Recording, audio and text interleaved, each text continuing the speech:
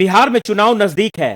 ऐसे में देश की राजनीति को आयाम तक पहुंचाने वाला जो अब तक पर्दे के पीछे था, अब वह पर्दे के बाहर आ गया है।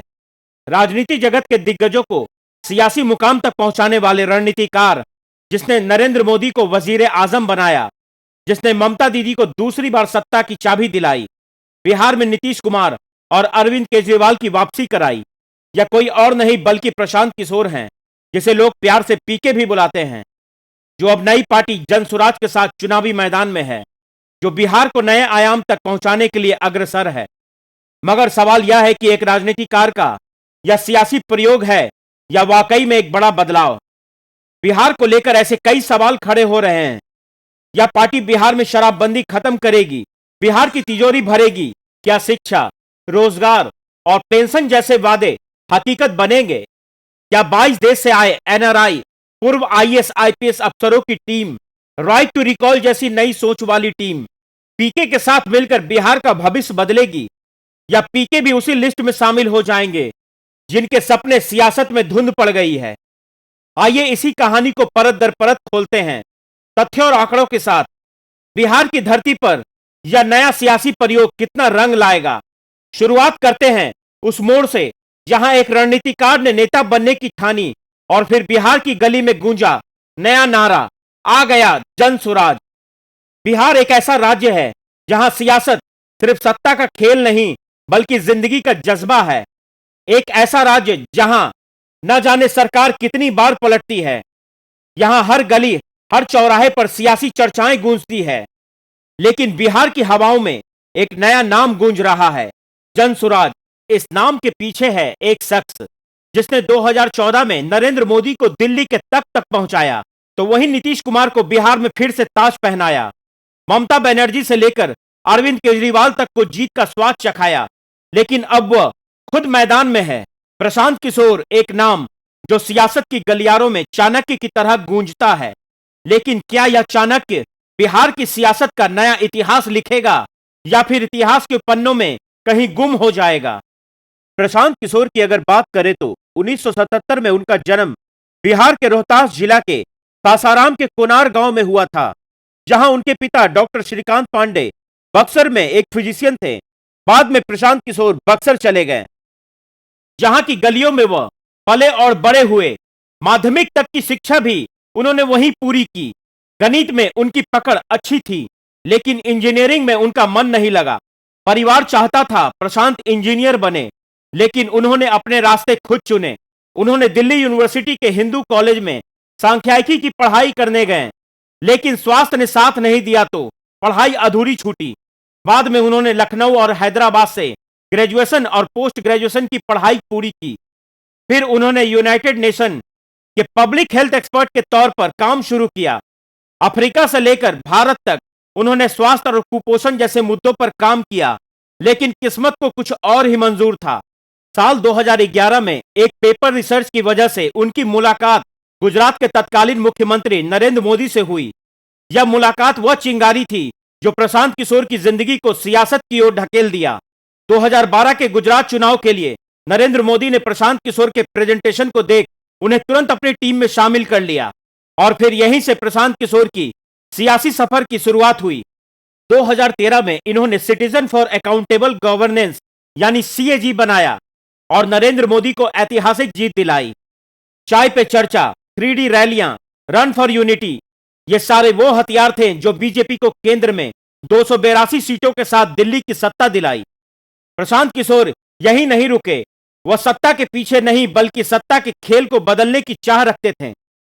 2014 के बाद प्रशांत किशोर ने सीएजी को Indian political action committee IPAC में बदला और देश भर की पार्टियों के लिए रणनीति बनानी शुरू की। 2015 में बिहार में नीतीश कुमार और लालू के गठबंधन को 178 सीट के साथ जीत दिलाई।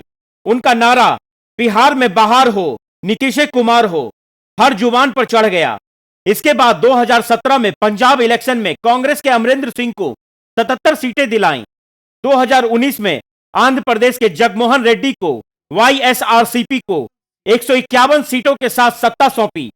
2020 में दिल्ली के अरविंद केजरीवाल के आप को 62 सीटें और 2021 में बंगाल की ममता बनर्जी की टीएमसी को 213 सीटों के साथ कामयाबी हासिल कराई। इतना ही नहीं, तमिलनाडु में एमके स्टालिन के डीएमके को 159 सीटें मिली। इसके बाद प्रशांत किशोर के रणनीति ने सियासत का रंग बदला, लेकिन इसके साथ ही उनकी हर जीत के बाद उनकी अपनी महत्वाकांक्षा और भी बड़ी होती चली गई। 2018 में प्रशांत किशोर ने नीतीश की जदयू ज्वाइन की, राष्ट्रीय उपाध्यक्ष बने। सियासी हलकों में चर्चा थी कि नीतीश उन्हें अपना उत्तराधिकारी बना सकते हैं, मगर नागरिकता कानून संशोधन में मतभेद के बाद 2020 में उन्हें पार्टी से निकाल दिया गया। अब यह वही पल था जब प्रशांत किशोर ने यह तय किया कि अब वो दूसरों के लिए रास्ता नहीं बनाएंगे, बल्कि खुद का रास्ता बनाएंगे। 2 अक्टूबर 2022 को जन स्वराज की यात्रा शुरू हुई।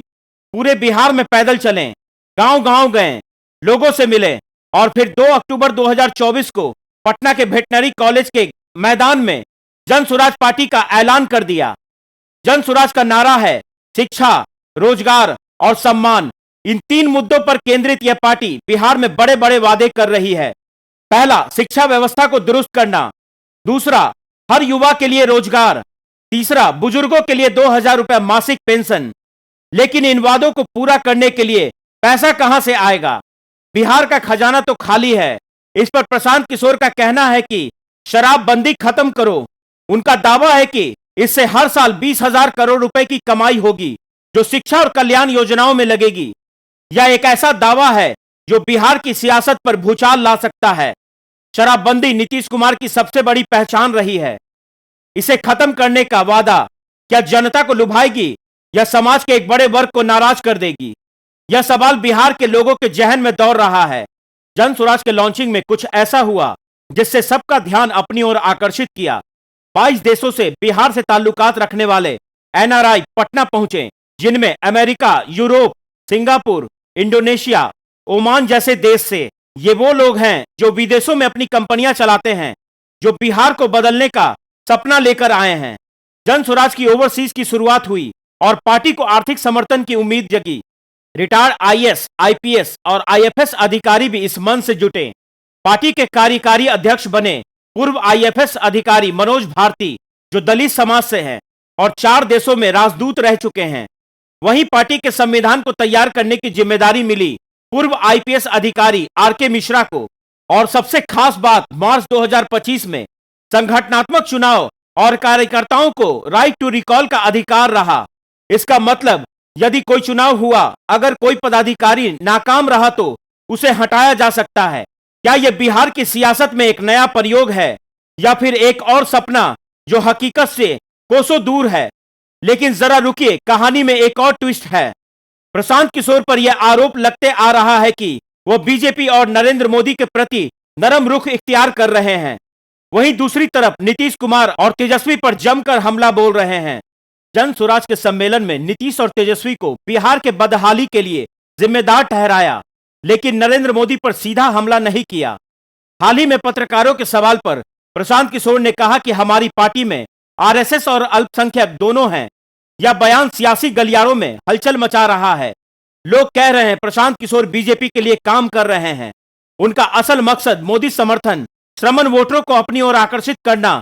और इन्हीं सब को लेकर जब सवाल किया गया, तब उन्होंने कहा कि बिहार में 100 रुपए जमा होते हैं तो 60 रुपए गुजरात चले जाते हैं।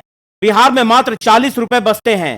या बीजेपी के खिलाफ छिपा हुआ वार है, या फिर बिहारी अस्मिता को जगाने की चाह? सवाल अनगिनत हैं, जवाब वक्त देगा, और ये वक्त चुनाव के बाद आएगा। वैसे दोस्तों, बिहार में चुनौतियां कम नहीं हैं। 2024 की बारिश ने बिहार में 11 से ज्यादा पुल गिरे। क्या यह भ्रष्टाचार का नतीजा नहीं? बिहार की शिक्षा व्यवस्था चरमरा रही है। बिहार के छात्र दिल्ली और दक्षिण भारत की ओर भाग रहे हैं। रोजगार के नाम पर बिहार पूरे देश के लिए सस्ता मजदूर सप्लाई कर रहा है। इस बीच प्रशांत किशोर बिहार लोक सेवा आयोग बीपीएससी आंदोलन में कूदकर युवाओं का दिल जीता। परीक्षा में पारदर्शिता और निष्पक्षता की मांग को लेकर सड़क पर उतरे, जेल गए। बिहार की युवा उन्हें उम्मीद का किरण मान रहे हैं। सवाल तो यह भी है कि कहीं यह आंदोलन सियासी चमक के लिए तो नहीं, या वाकई बदलाव की शुरुआत है? यह भी आने वाला वक्त बतलाएगा। वहीं जन स्वराज की तुलना आम आदमी पार्टी से हो रही है। 2012 में जब आम आदमी पार्टी बनी, तब भी एनआरआई समर्थन था, वादे थे, लेकिन आम आदमी पार्टी पर सवाल उठ रहे हैं। क्या जनसुराज भी उसी रास्ते पर चलेगी? 2024 के उपचुनाव में जनसुराज के चारों उम्मीदवार चुनाव हार गए। तिरहुत स्नातक के एमएलसी चुनाव में भी उन्हें कामयाबी नहीं मिली। क्या यह शुरुआती हार जनसुराज के लिए खतरे की घंटी है, या फिर 2025 के विधानसभा चुनाव में प्रशांत किशोर सबको चौंका देंगे? इस तरह के तमाम सवाल बिहार की गलियों में घूम रहे हैं। बिहार में नीतीश और मोदी की सियासी जादू कम देखी जा रही है। वहीं तेजस्वी यादव आरजेडी को मजबूत करने के लिए एड़ी चोटी का जोर लगा रहे हैं। अगर जनसुराज की बात की जाए तो आगामी चुनाव में अगर वोटरों का रुझान अपनी ओर करती है तो इसका फायदा किसको मिलेगा? नीतीश कुमार को, या फिर भारतीय जनता पार्टी को, या फिर यह सियासी गणित पूरी तरह पलट जाएगा? वैसे प्रशांत किशोर का रास्ता इतना आसान नहीं है। जातिवाद में बटा बिहार, खाली खजाना, सियासी दिग्गजों की मौजूदगी प्रशांत किशोर के सामने दीवार बनकर खड़ी है। खैर, सवाल यही है कि जनसुराज बिहार की सियासत का नया सूरज बनकर उभरेगी क्या? प्रशांत किशोर का यह दांव उन्हें सत्ता के शिखर तक ले जाएगा, या फिर सियासी प्रयोग बनकर रह जाएंगे? जवाब के लिए हमें 2025 के विधानसभा चुनाव के परिणाम के लिए थोड़ा इंतजार करना पड़ेगा। तब तक बिहार की सियासत वाला ये तूफान थमने वाला नहीं है। वैसे आप क्या सोचते हैं? क्या प्रशांत किशोर बिहार की दशा और दिशा बदल पाएंगे? अपना जवाब हमें कमेंट बॉक्स में जरूर देकर जाएं। अपने आसपास की खबरों के लिए लाइक और सब्सक्राइब करना ना भूलें। Live India today.